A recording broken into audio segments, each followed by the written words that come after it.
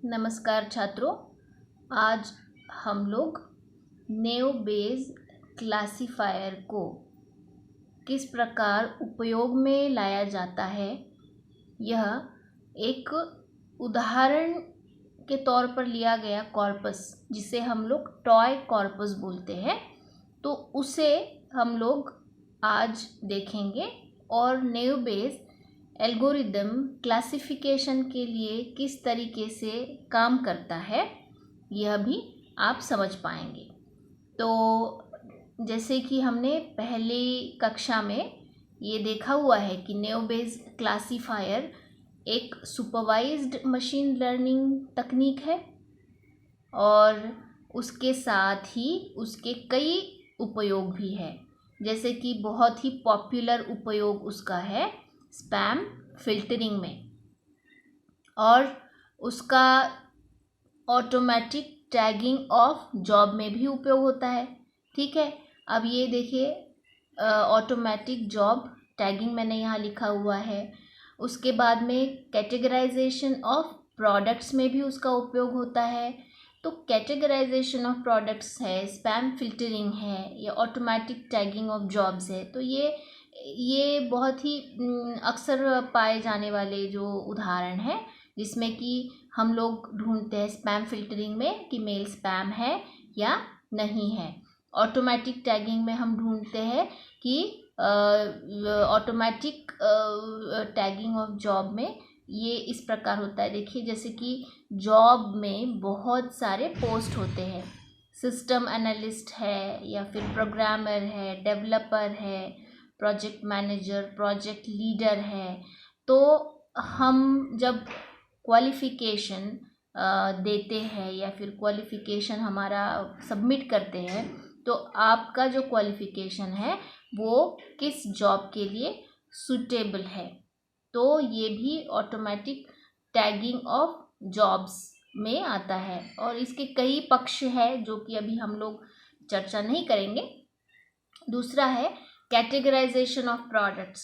तो जैसे मान लीजिए कि आपका जो प्रोडक्ट है वो इलेक्ट्रॉनिक कैटेगरी में आता है, या फिर कंज्यूमेबल कैटेगरी में आता है, या क्लोथ्स में आता है। तो किस तरीके के जो प्रोडक्ट्स है उनकी कैटेगरी का किस प्रकार होगी, तो ये भी हम लोग नेव बेस क्लासिफायर के अंतर्गत बता सकते हैं। अब एक सबसे इम्पॉर्टेंट जो हम देखने वाले वो है डॉक्यूमेंट क्लासिफिकेशन। ठीक, अब ये डॉक्यूमेंट क्लासिफिकेशन या डॉक्यूमेंट कैटेगराइजेशन को हम लोग एक वही जो टॉय कॉर्पस मैंने कहा उस उदाहरण के द्वारा हम लोग समझने वाले हैं। तो ये समझने से पहले आपको मैं अपना जो नेव बेस क्लासिफायर है उसका फॉर्मूला मैं याद करा दूं। देखिए, probability of A given B is equals to probability of B given A, probability of A divided by probability of B. तो ये है इसका फॉर्मूला। अब आगे हम लोग टॉय कॉर्पस देखते हैं। तो टॉय कॉर्पस में देखिए मैंने यहाँ डेटा सेट उसे बोला है, इसे आप लोग टॉय कॉर्पस भी बोल सकते हैं। और इसके अंतर्गत जो हमने सैम्पल टेक्स्ट लिए हैं वो इस प्रकार है। A great game, election was over, very clean math, clean but forgettable game, it was a close election. तो देखिए यहाँ मैंने कुछ स्माइलीज भी बनाए हुए हैं। तो ये जो एग्जाम्पल टेक्स्ट है उसकी कुछ जो कैटेगरीज है वो कैटेगरीज डिफाइंड है। ऑलरेडी हमारे पास ये कॉर्पस बना हुआ है जिसकी कैटेगरी पूरी तरीके से डिफाइंड है। तो जैसे ये अ ग्रेट गेम, ये आपका आता है स्पोर्ट्स कैटेगरी में। हम लोग इस पूरे टॉय कॉर्पस में दो कैटेगरीज देखेंगे, दो कैटेगरीज में हम उसको डिवाइड करेंगे। एक स्पोर्ट्स कैटेगरी का है। अब द इलेक्शन वॉज ओवर, ये सेंटेंस जो है आपका ये है नॉन स्पोर्ट्स कैटेगरी का। ठीक, और उसके बाद में अ वेरी क्लीन मैथ, ये आपका है स्पोर्ट्स कैटेगरी का sentence. A clean but forgettable game, ये भी आपका स्पोर्ट्स कैटेगरी का है। और it was close election, non sports category का है। और अच्छे से समझने के लिए मैंने इसमें स्माइलीज मतलब सिंबल्स लगाए हैं, देख सकते हैं आपकी यहाँ पे नॉन स्पोर्ट्स का ये सिंबल है और स्पोर्ट्स कैटेगरी का ये सिंबल है। तो ये हमारे कैटेगरीज हो गए, इसको हम बोलेंगे कैटेगरी। अब इसका हम लोग इस कॉर्पस का स्टैटिस्टिक्स देख लेते हैं। स्टैटिस्टिक्स देख लेते हैं। तो स्टैटिस्टिक्स में हमने हमें ऑब्जर्व कर सकते हैं कि ये स्पोर्ट्स की जो कैटेगरी है, यहाँ देखिए 3 सेंटेंसेस लिए हुए हैं स्पोर्ट्स कैटेगरी के। वो जो स्पोर्ट्स कैटेगरी के टोटल सेंटेंसेस में कितने शब्द है? टोटल 11 शब्द है। आप यहाँ देख सकते हैं 1 2 3 4 5 6 7 8 9 10 11। अब नॉन स्पोर्ट्स कैटेगरी के कितने शब्द है टोटल? हमें उस कॉर्पस का वॉल्यूम भी देखना पड़ेगा ताकि हम लोग उसको क्लासीफाई ठीक से कर पाए। नॉन स्पोर्ट्स कैटेगरी में हमारे 9 शब्द है। देखिए 1 2 3 4 5 6 7 8 और 9 शब्द है। और हमारे टोटल कुल मिलाकर यूनिक शब्द है, यूनिक वर्ड्स हमारे 14 है। तो ये यूनिक वर्ड्स का मतलब है कि जैसे मान लीजिए ये गेम है, यहाँ पर भी गेम का प्रयोग हुआ है। उसके बाद में ए जो है, ए का प्रयोग यहाँ 3 बार हुआ है। तो यहाँ 3 बार न गिनती करते हुए हमें उसे 1 बार ही करना है। गेम को 2 बार गिनती न करते हुए हमें 1 बार ही करना है। तो इस तरीके से हम जो भी टोटल हमारी शब्द संख्या होगी उसे हम लोग यूनिक वर्ड्स बोलेंगे। वो है हमारे इस कॉर्पस के 14। तो आपको इसको निकाल के भी देखना है। हम लोग अभी इसको नहीं निकाल के देखेंगे, पर मैंने आपको समझा दिया है कि इसे किस प्रकार निकालते हैं। तो ये हमारा टॉय कॉर्पस है, इसकी कैटेगरीज है और उसका ये जो हम देख रहे हैं इस साइड में ये पूरा उसका स्टैटिस्टिक्स है। तो आगे एक सेंटेंस हम लेते हैं, example sentence, a very close game. A very close game. तो आप ये देख सकते हैं, देखिए अ ग्रेट गेम है, इलेक्शन वॉज ओवर है, वेरी क्लीन मैथ है, clean but forgettable game, it was a close election. पर इसमें अ वेरी क्लोज गेम ये वाक्य कॉर्पस में कहीं पे भी नहीं है, ये वाक्य वहाँ पर नहीं है। फिर भी हमें इस वाक्य को कैटेगराइज करना है। तो इस वाक्य को जब कैटेगराइज करेंगे तो क्या ये वाक्य स्पोर्ट्स कैटेगरी में आएगा या फिर नॉन स्पोर्ट्स कैटेगरी में आएगा? तो दोनों कैटेगरीज में वो वाक्य किस प्रकार से आएगा ये हम लोग आगे उसको देखते हैं। तो यहाँ जो दोनों भी कैटेगरीज है, स्पोर्ट्स और नॉन स्पोर्ट्स, वो नॉन स्पोर्ट्स में उसका वो जो अंतर्भाव होगा या फिर उस नॉन स्पोर्ट्स कैटेगरी में होगा। तो हमें अब इसे किस प्रकार निकालेंगे? प्रोबेबिलिस्टिक मॉडल से या फिर नेव बेस एल्गोरिदम से उसे ये सेंटेंस को किस प्रकार क्लासीफाई करेंगे? अ वेरी क्लोज गेम, जो कि आपके कॉर्पस का भाग नहीं है, वो सेंटेंस बिल्कुल भी आपके कॉर्पस में मौजूद नहीं है। पर फिर भी आप अगर उसे ऑब्जर्व करेंगे तो उस कॉर्पस में जितने भी शब्द आए हुए हैं उन शब्दों से ही वो बनाया हुआ नया सेंटेंस है।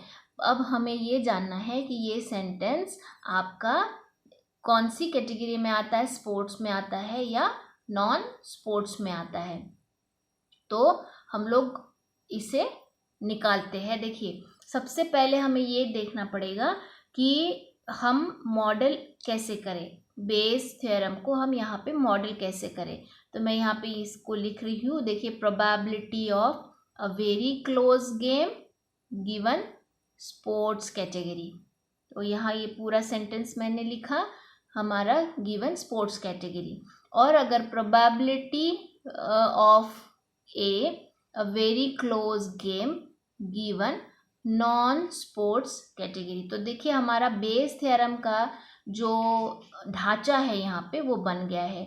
यहाँ आपने पहली स्लाइड में देखा probability of A given B, तो हमने उसे the probability of this complete sentence given category, हम इसे एक जनरलाइज फॉर्म में भी अगर लिखना चाहते तो probability of the given sentence, यहाँ पे सेंटेंस गिवन कैटेगरी, तो उसमें ये पता चलता है कि इस सेंटेंस की इस कैटेगरी में आने की प्रोबेबिलिटी कितनी है।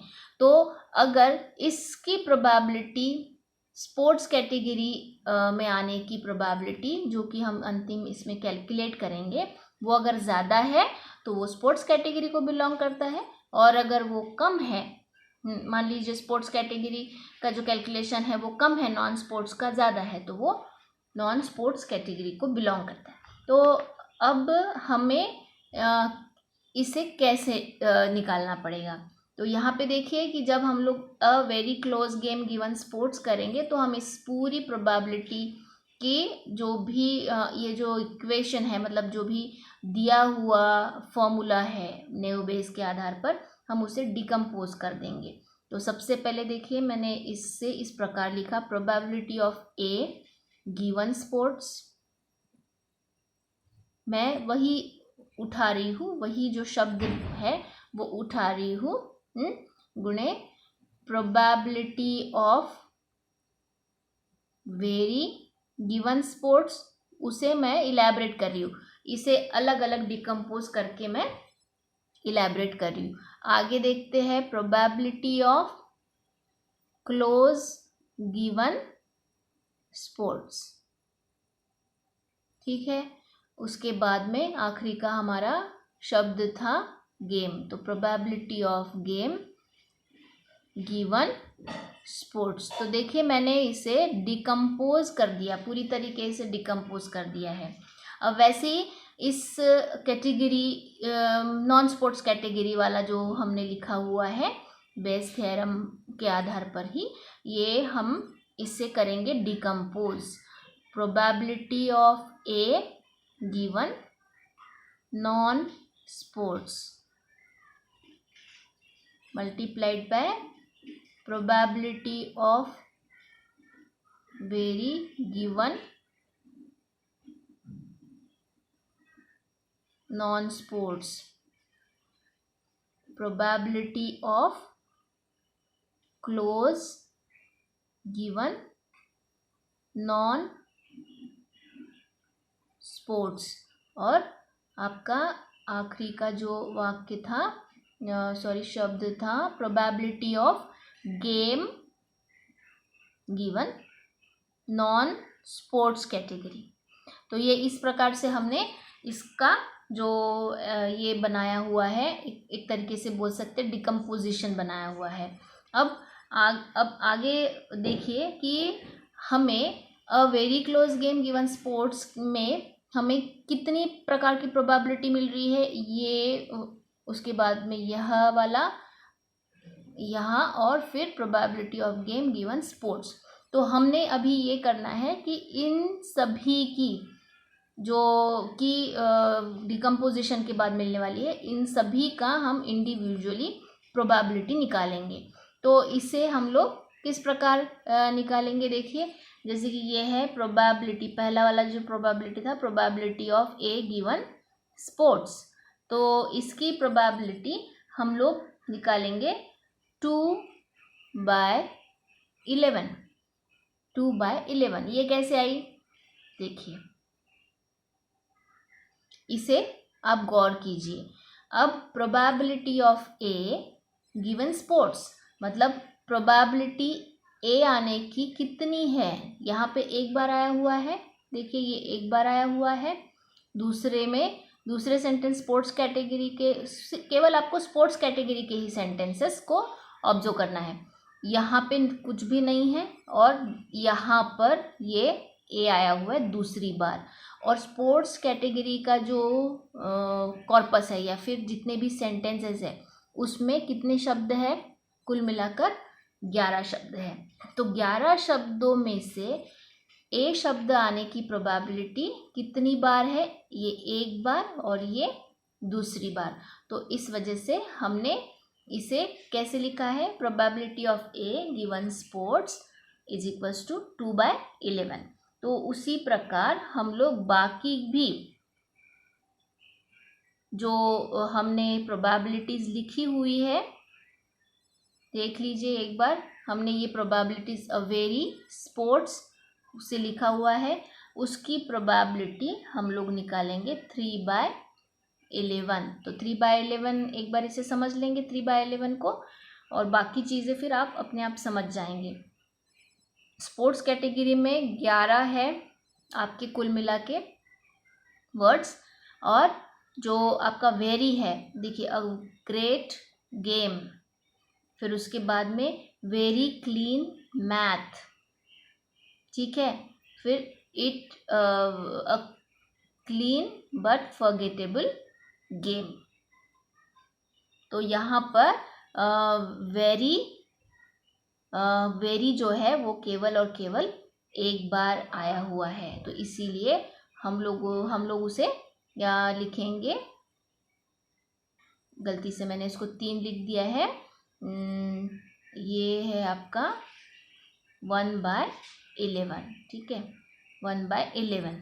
तो उसी तरीके से देखिए आगे की क्या प्रोबेबिलिटी थी, close given sports, close given sports. अब क्लोज गिवन स्पोर्ट्स, अब फिर से हम लोग उस कॉर्पस को ऑब्जर्व करते हैं। तो यहाँ पर close given sports, a great game close है ही नहीं, वेरी क्लीन मैथ क्लोज शब्द है नहीं, a clean but forgettable game, तो क्लोज यहाँ पर नहीं है। तो हम यहाँ पर बोल सकते कि उसकी जो प्रोबेबिलिटी है वो 0/11 है। ठीक, अब आगे है probability of game given sports.